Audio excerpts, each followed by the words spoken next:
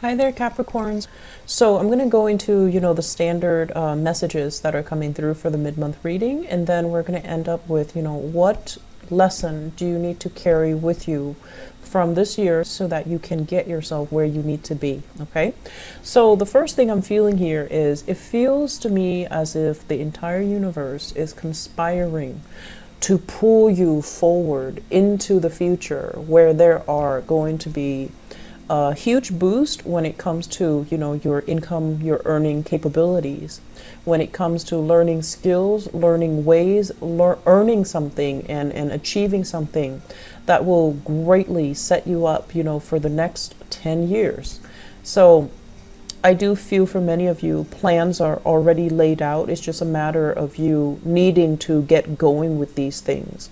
And there's going to be a lot of trepidation from your end, insecurities and things like that from January, February, March, April. But the energy is going to significantly alleviate by February. So if you come into new things, new projects, partnership situations as well, where you're not really sure if this is going to work with another person. And then I also feel speaking engagement where you're in the limelight and you're not really sure if you have, the charisma, the persona, or the stage presence to really impress. And then for others, I also feel as if internet-based selling and buying and dealing with as well foreigners, okay? So if you're not really sure about these things, I feel like you're going to take the rest of this month as well as January trying to figure out the ropes, trying to find that balance, trying to figure out what works for you, having to forego some pleasures in order to get yourself a lot more discipline as well. So, you can't just say yes to all the invitations that come your way. You're going to have to decline. You're going to need to conserve your energy, and you're going to need to, figure out what's really important to me. I have a limited amount of time. I only have 4 hours that I'm free. There are 8 of these social, fun obligations.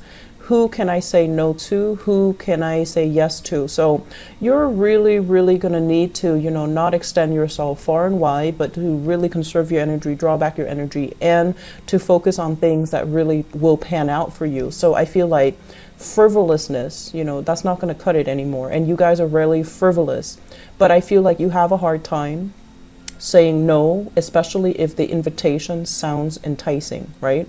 Like going out, meeting new people, meeting strangers, having like a business slash social meeting, social function. I feel like these are things that you have to learn to say no to so that you can, spend your time wisely, okay? So that element is coming into the picture. On top of that, I'm feeling for the next 2 weeks as well, one of the major theme coming up here is, like I said, the universe is conspiring you to kind of pull you forward into your future, into the rest of your life, into things that are just waiting for you around the corner. And there's a relationship that is holding you back, okay? So many of you are still trying to work at these relationships, and the nature of earth signs is it's hard for you guys to go into new things. You guys like to fix things, you guys like to tinker with it. If there's a problem, we have to find a solution and it can be fixed. It's easier to fix things and have the old rather than cut it off and go off into something brand new. It can feel very, very scary. So some of you, there is some tweaking, some fixing up of your current existing relationship, and I feel like a lot of it is contingent upon you and your relationship partner trying to decide, coming to a consensus, coming to an agreement. What do we need to do differently? So I do see a lot of breakthroughs if you're like in a relationship and you're seeing like a therapist to fix the marriage or fix the relationship. And likewise, I feel like if there are new additions in the family, such as children, pets, whatever the circumstances might be, I know they're not comparable, but I'm seeing something small, like a smaller version of you or something like that's constantly around your legs, like twirling around your feet. So sorry for that analogy, but I feel like, you're going to be putting in extra time, extra care to love on and nurture your existing relationship. So I feel that for some of you, if there has been third-party interference, I feel like you're putting an end to that. So it's more like, I have a fixed amount of time. I have these two relationships.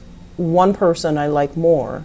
So I'm going to devote, that fixed amount of time to that one person. So I feel like you're going to be breaking some hearts, okay? So I do see you actively trying to move on. So I'm feeling here some people as well needing to really take better care of their health. So that means, saying no to drinking, saying no to excessive like partying. Also, kind of like separating the professional life from the social life so that things don't get confusing, things don't get awkward, and things don't get, so that boundaries are very, very clear.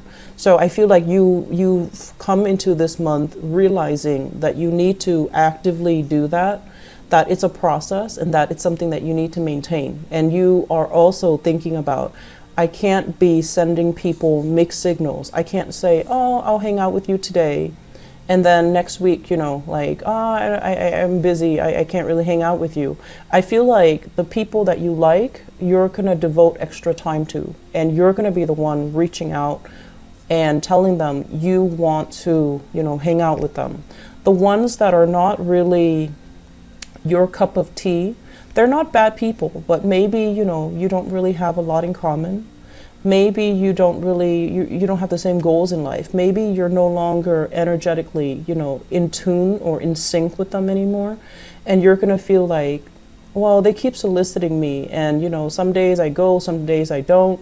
And it becomes like mixed messages. So you're just like, it's easier for me to just, tell them no, and then no, and no. And so you're very consistent with who you are spending your time with. I do feel family coming up on the forefront, and it looks really, really good. And I'm also feeling as well, I mentioned for the monthly reading, you have somebody that you have that's coming in with some emotional issues, and you're going to have to play mediator, and you're going to have to, provide that that voice of reason or the shoulder for them to lean on. I feel like things getting better in their life, and they're giving you a thank you, okay? But I'm also feeling that you should move on from this because, you need to let them, fight their own battles. And you need to also let them, pick themselves up of their own bootstraps. So I feel like there's a need for you to detach from people that might be energetically, draining you, okay? So I do feel opportunities for travel as well. And I just finished the Sagittarius reading. So the energy is very, very similar in terms of the travel, the movement, having long distance relationships and, trying to manage that as well as everything that's going on in your life. So I feel like there's a lot that you're hopeful for. You can't wait for this year to end because 2018 is going to be a lot more exciting. Income is definitely up. You have a lot of command and authority in your work environment. So that means when you talk, people stop what they're doing and they listen. So you have an air of authority about you, and the things you say, people will, take notes and write them down. And as well, you have a lot of command over the people that are working either under you. So I feel like some of you are supervisors, manager, or you have a position that other people look up to you, and they come to you for your expertise, and they come to you because you know what you're doing. So you also want to maintain that. So you know that 2018 is going to be a really, really big professional year. And so you're trying to tie up loose ends, okay, which is a great time during Mercury retrograde. So the lesson for us to take into the 2018 time frame, I feel like it's a little bit of a maintenance between maintaining your boundaries and maintaining your firmness, okay? So, a lot of the times you guys are